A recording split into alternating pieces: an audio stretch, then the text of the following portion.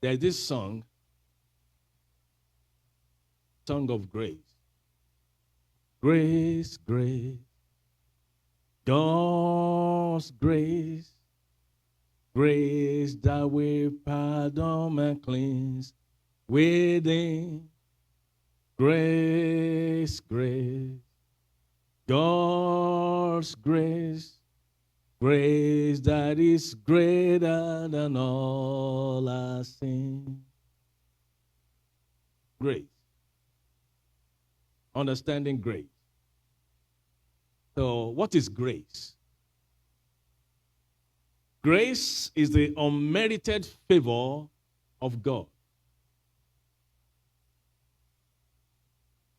That is, God giving us what we don't deserve.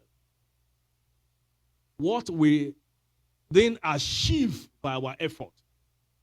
What we then achieve by our labor. What we are not supposed to have by inheritance. And one way or the other, he decided to show us grace. So grace is unmerited favor. What you are not qualified for it. By all standard, you are not the best person to choose. In fact, your qualification is not aligned with where God placed you. That's how grace works. So grace, as a Christian, one of the grace we found is Jesus coming to die for us. The death of Jesus on the cross is the first grace we found as a Christian. We are not even close to being grace in the first place. But he said, for God so loved the world that he gave, so love is grace. That love right there is the grace we found. That for God so loved the world. Unmerited favor. Now, if you look at the life of Joseph, for instance, Joseph. I was thinking about this. I said, Joseph found grace of God. The grace Joseph found was that he dreamt.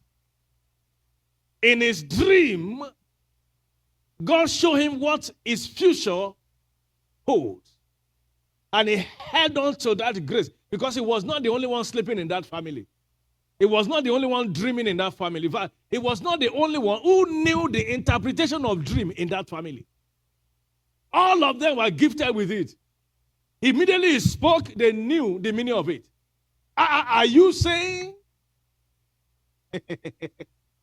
He dreamt, and the brothers, they said, are you saying we will bow for you?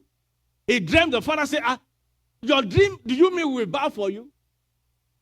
So when he told them the dream, they knew the meaning already because they have the gift also. But the dream he dreamt, not all of them has that same dream. His own dream is unique. Unique? Is it because he prayed more than them? Or because he was righteous more than them? Or because he was better than them? After all, he was a child of the second wife. But that's how grace works. Unmerited favor. You will not be able to say at the end of the day that this I achieve by my power. That's how grace works. Anything you achieve by your power, grace is not working then. Because it's a favor you merit anyway. Hallelujah. John chapter 5 verse 30. I can of my own self do nothing. That is when grace steps in. And many times we need to pray for grace of God. Many times we need to pray for grace of God. It will reduce our labor. It will reduce our stress. Sometimes we need to learn to move on. Moving on is the grace of God.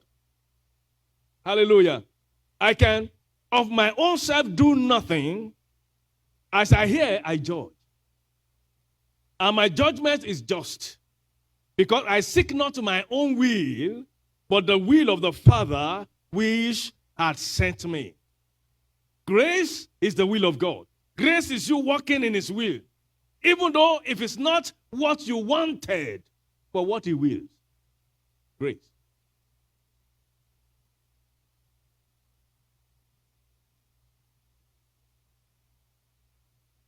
Grace of God is God's established will in your life.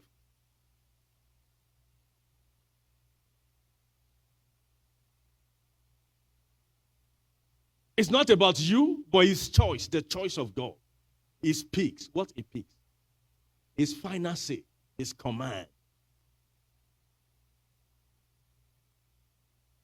Grace. Ephesians chapter 2 verse 8. Ephesians chapter 2 verse 8. For by grace you have been saved through faith. Ephesians chapter 2 verse 8 to 9. Ephesians chapter 2 verse 8. For by grace you are saved by grace. It's not by works. So if you want to take glory, then you know what you are doing. Because some of us, we act as if we are the one that instruct God that I want to give my life to Christ. We act as if we are the one that has the power to tell God what he will do. Hallelujah. As powerful as prayer is, God must still show up.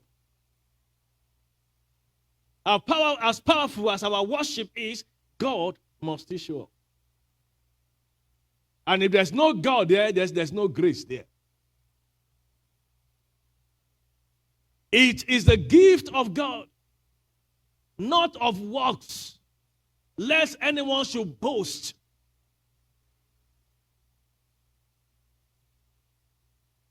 People that pray most, nobody sees them. Nobody sees them. They are on mountain, are buried there in the mountain. There was a man, one of the mountain. Constantly, his head will be shaking like this. Permanently. You know what? Buried in prayer. But it doesn't matter how big or how massive the worship may be, God must still be at the end. So, by works, let no man boast that I am what I am today. Because I am, and because I can be it. And some of us that have found grace, you know very well that every point of your life that God has showed himself, you can say, God showed up here. He showed up here. And I believe he showed up here. When the whole road blocks and there's no way to go. There's no way to go. Everything there was too much confusion. Even though I was able to navigate through that by the grace of God. So the grace of God forgives us of our sin and our failures.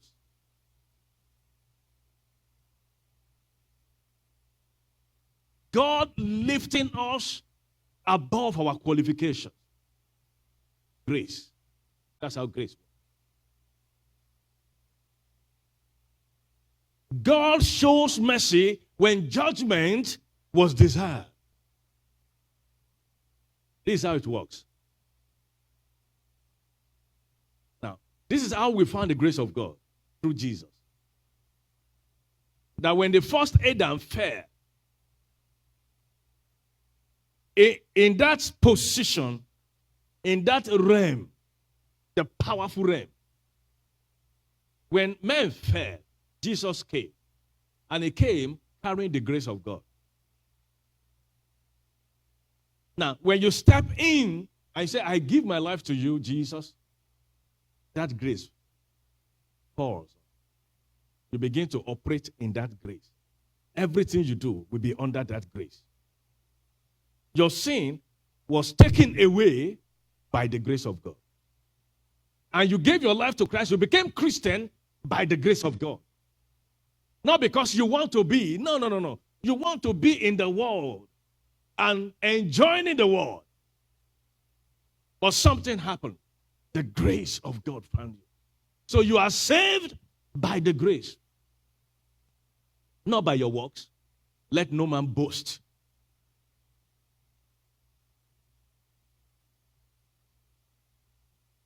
Glory be to the name of the Lord.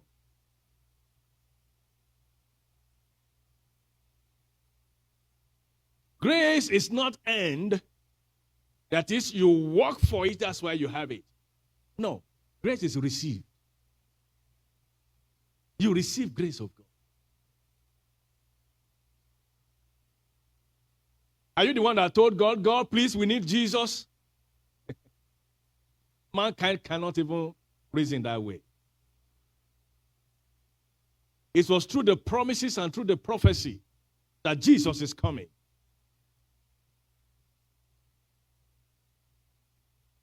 Glory be to the name of the Lord. So grace is not earned. If it's earned, it's not grace.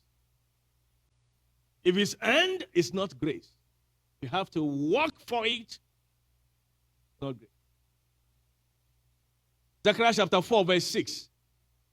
Understanding grace.